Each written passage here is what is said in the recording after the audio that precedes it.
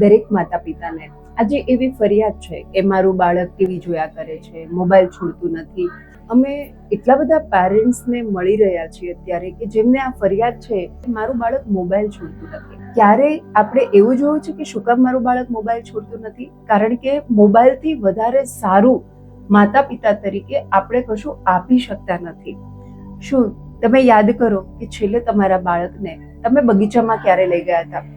અત્યારે તો સિનારીઓ એવો છે કે બાળકને માતા પિતા બગીચામાં લઈ જાય છે, પછી માતા પિતા પોતે બગીચામાં જ મોબાઈલ જોતા હોય છે.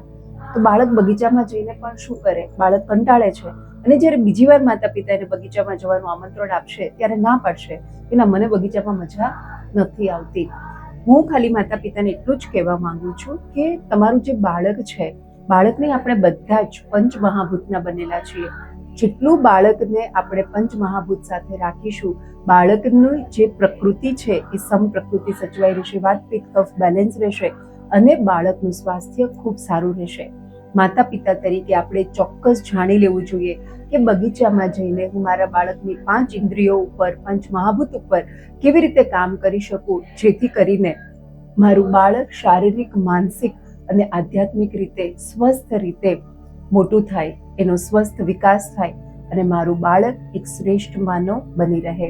મમ્મીઝ ટચ પરિવાર તરફથી હું ડૉક્ટર શીતલ લાઠિયા આપ સૌને આમંત્રણ આપું છું કે ચોક્કસ જ આ 19 તારીખે અમારી સાથે બાળકની સાથે ગાર્ડન એક્ટિવિટીમાં જોડાવ અને જાણો કે માતા અને બાળક બગીચામાં જઈને બાળકના જીવન પોષક કઈ કઈ પ્રવૃત્તિઓ કરી શકે.